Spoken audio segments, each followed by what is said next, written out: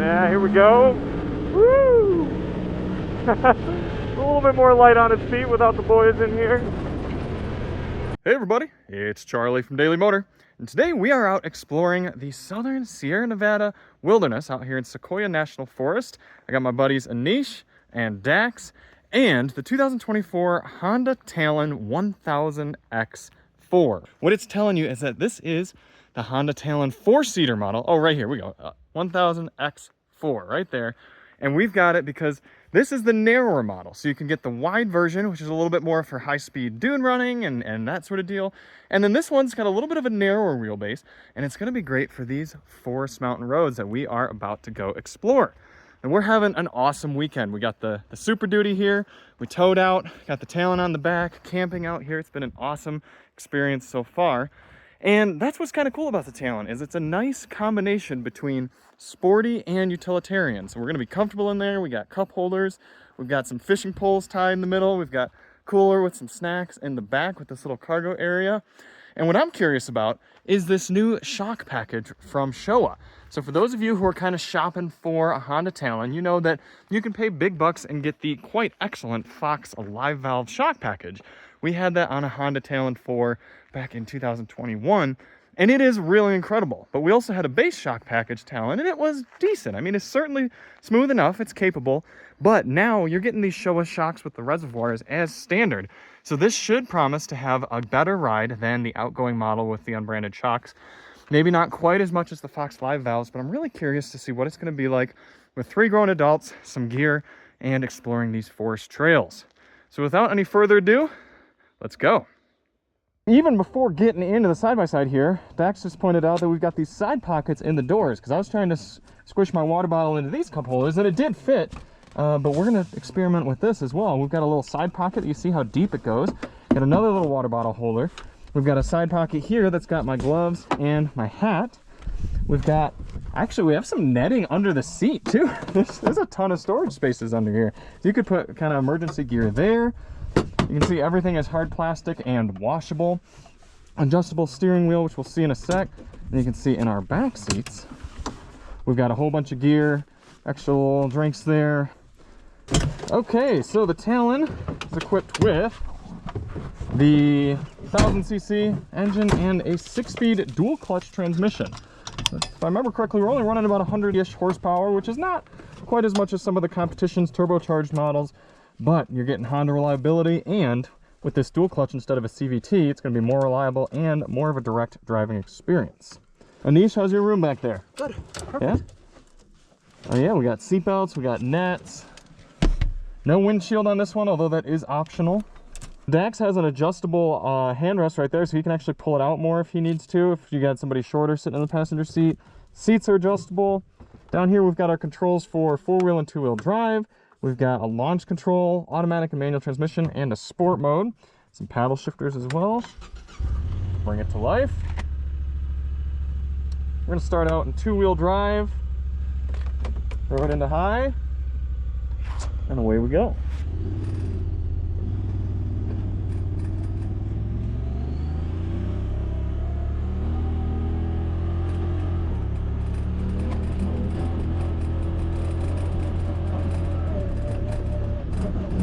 So you can hear the transmission doing shifting for us.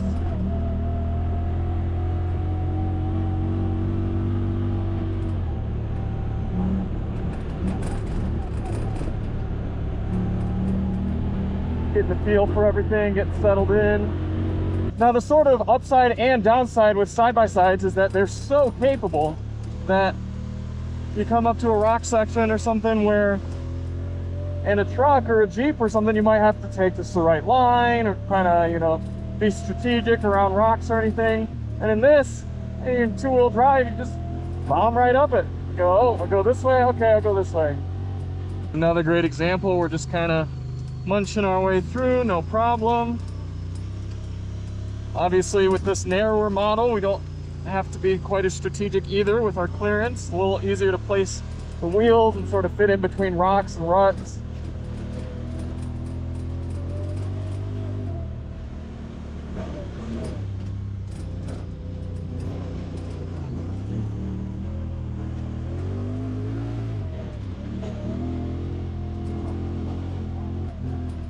And then if we hit sport mode, then that's going to hold gears a little bit more. It's not like it's giving you more power. It's just going to keep it in the lower gear a little more aggressively. Because again, I've been doing this all in automatic mode. I haven't been utilizing the paddle shifters yet. Big rocks. We're going to test this clearance a little bit. We're going to take it like this. No problem. So far, I'm impressed with the Showa shocks. There's a little bit of that initial impact harshness, but it's really absorbing the bigger bumps well. So as we come down off some of these rocks, we're really not being rocked too badly. When you're going a little faster or on these kind of corners on a side-by-side, you want to apply a little throttle as you turn, shift some of the weight in the back, keep yourself from tipping, especially on these narrower models. It's a little more important. What you don't want to do is come hard into a corner, brake and turn at the same time at high speed. You'll load up the inner turning, or I guess technically outer suspension, and you got a good chance of rolling it, especially if you continue with your corner and don't steer out.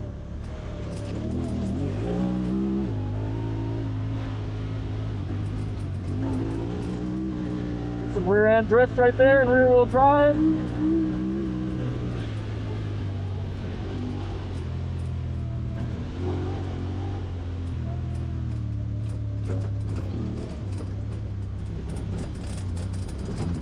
Start utilizing the paddle shifters a little here. Let's put it into manual mode.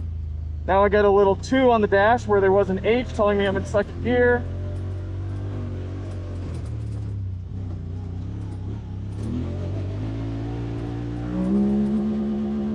And you can hear we hit the rev limiter there. It does hold gears. So despite not being quite as powerful as some of the competitors, this motor is healthy. They use it in a lot of different competitive sort of formats. And with trails like this, you really can't be utilizing those super high horsepower machines anyway. So getting something more at this horsepower level is totally fine. Take a look at some of this beautiful scenery as well. This is what a side-by-side allows you to do, is you can come out, see beautiful parts. I mean, we're only 3 hours or so from LA right now. And we're out here having a beautiful weekend, and well, honestly, I'm more comfortable in some ways and less expensive than these guys running around in trucks. So yes, you can't have all of your things, you can't have air conditioning going, but our suspension's much more advanced. It's gonna be a lot smoother for us. And it's a cool way to get out and see things. All right, we're gonna continue on for the rest of the day. We're gonna do some kind of sightseeing, adventuring, that sort of thing. Let those trucks get out from in front of us a little bit. I'm kind of wrap up some thoughts with you throughout the day. You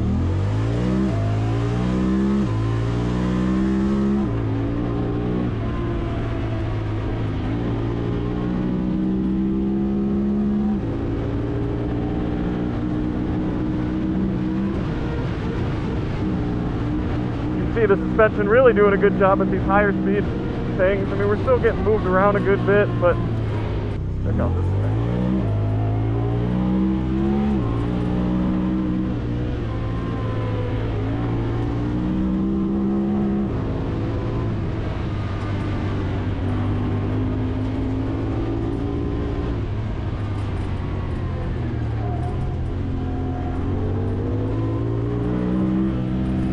Bit of a dead end here, no problem.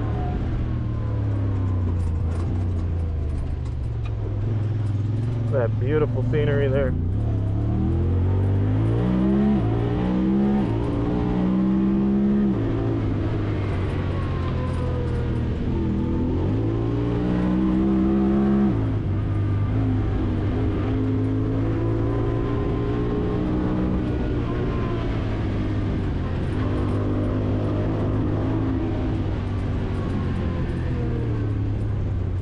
With four-wheel drive on, the tail end's hanging out a lot less. It's hooking up stronger, allowing me to kind of navigate these corners and then pull out without having that sort of drift happening, which, you know, obviously drifting is fun depending on what type of riding you're wanting to do, but it's very easy for these to kind of lose control of you if you slide and then you grab an edge. You can tip right over, especially this narrower model. So having it in four-wheel drive does help that out a little bit.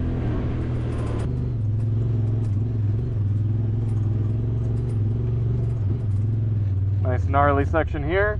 which again, kind of as I was saying earlier, you saw the trucks in front of us, they're taking it real slow, they're being careful. And we're going slow, but that's mostly just for comfort and safety. I mean, this is not difficult for this thing at all.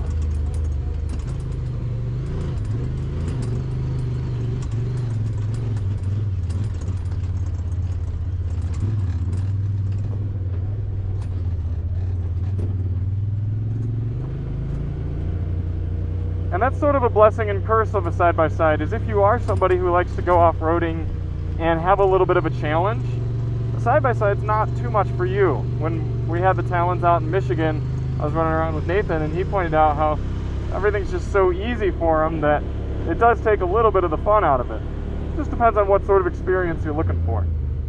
Out here doing a little trail running on my own, Jackson and Nisha are out fishing, and it's just, this thing is just so much fun. Look at this. Look at this big rock. We're gonna fall off right here. It's nothing. It's nothing. Looking around. Ooh, okay. Pretty steep. No big thing. We're gonna go right down here.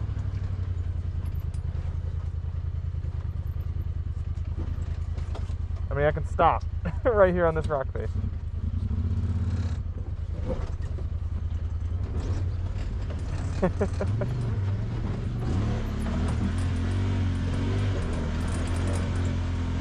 So far, I have been really happy with the shock package, too. It's not quite the live valve, but it's better than before. I mean, it's one of those things where it's one thing to read it on the spec sheet that they've got, you know, branded reservoir shock system now, but it does actually show itself here in the real world. Now, I'd have to look at the price difference between this one and the live valve model.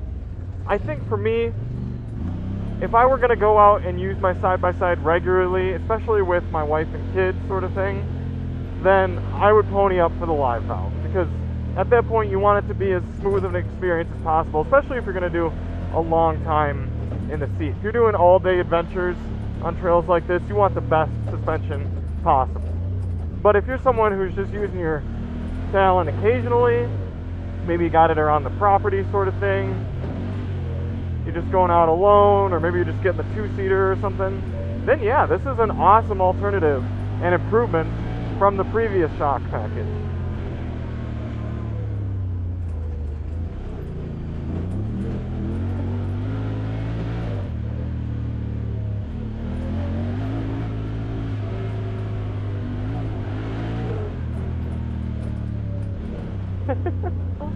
I love the tires they put on this. This really hooks up well. And also, it's less tippy than I expected it to be. You get with these narrower wheelbase models and you get a little nervous, but this one has stayed really nicely planted despite some really quick riding. Right there, slam on the brakes and it just comes right to a stop.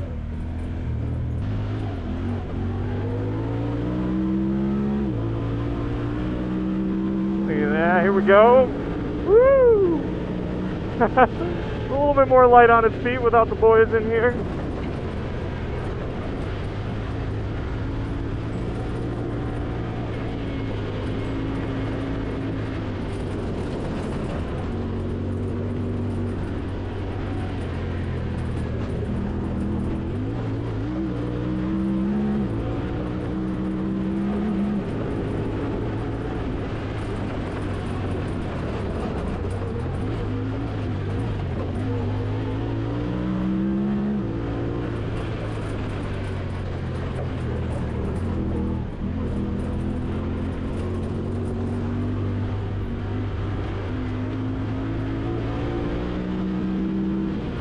Further testament to the suspension is that water jug over there on the right is about half full and it is not strapped in. So the fact I can hit these huge bumps at speed and the water's not flying everywhere says something.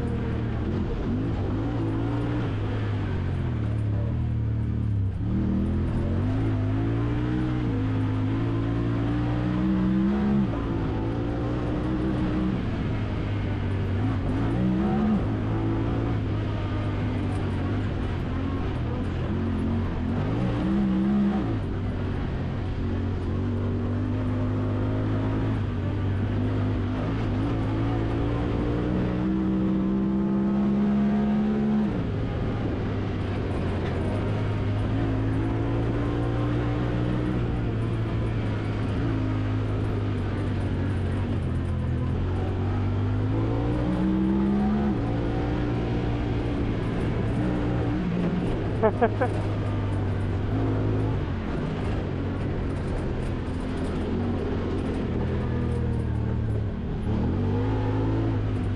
they've really just nailed the chassis and the driving dynamics on this Talon.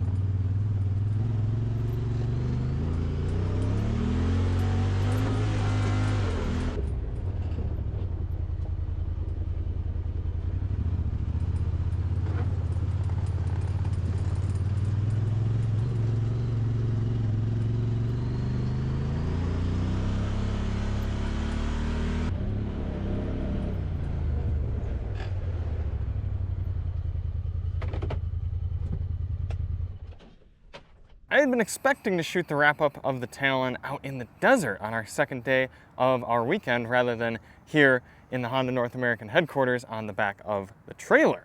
However, we got the truck stuck. On the morning of the second day, we were going to take this out to kind of the Johnson Valley, Cyril's Valley, trails in the desert off of 395 coming out of the Sierra Nevadas, and we were going to run it around, do some of the high-speed trails that are down there and have a little bit of fun on the Talon in sort of a different experience.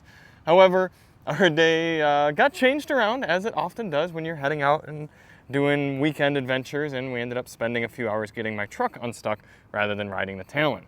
So unfortunately, we just had the one day romping around in the mountains. But the Talon was a lot of fun. It really was. It worked out well for what we wanted to do with it. The tighter trail running, the having multiple people, the loading it up with gear. It really turned out to be a good machine for that. And when you consider that this one is MSRPing around $23-ish, $24,000 after you factor in destination and handling and everything, and now you're getting the better shocks, that is a pretty good deal. However, I will say that the live valve version is only $2,000 more. And if I'm already spending over 20 grand on a brand new Talon, I'm probably just gonna step up to the full suspension version. I know it's almost 10% more expensive, but why not just get the best? I don't know. I guess if I'm buying new, I might as well just pay a little bit more and get the live valves, because those ones really are impressive. This is good, it's very good, but those are great. Also, we do have to talk a little bit about the horsepower. I was mistaken in the beginning of the video. I was thinking this was around 130 horsepower, but it's not. This parallel twin 1000cc motor, technically 999, makes only about 100 horsepower. When you've got this thing loaded up, especially if you're getting the 4-seater model, you're loaded it up with gear and with buddies, and if you're hitting some of those higher speed trails, like when we were getting out into some of the more open sections of trail, you do feel the lack of power. I mean, you're giving it full gear, and it's fun, it's engaging, but it's not yank your head back fast like some of those other models are. And if you're dealing with loose traction, if you're in a sandy environment, you got this thing loaded up, you're going to be missing out compared to some of those more high horsepower models.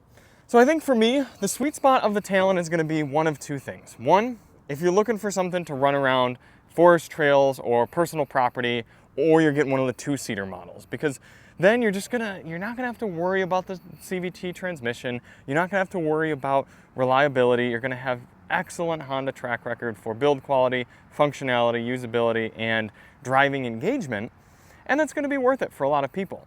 But if you're gonna be using a side-by-side for higher speed desert running, if you're gonna be loading it up with a lot of people, you're probably gonna wanna step up to one of the more turbocharged, higher horsepower options, even though those are more expensive, I acknowledge that. But what I haven't yet mentioned is that you can get a Jackson Racing turbocharger for the Honda Talon, which keeps your factory warranty and does get you much, much more power. I actually don't have the figure right here in front of me, but I'll put it down below. That's probably what I would do if I were to get myself a Talon and want to use it out in higher speed environments. So we had a great time with the Talon. I hope you all enjoyed watching. And if you want to see a little bit more on it, check the links below. I'll throw some of our previous Honda Talon coverage in there. And we're probably going to try to get one of the R models that's a little bit wider and take it out into the desert sometime and have some fun that way. But for now, I'm Charlie from Daily Motor, and as always, ride on.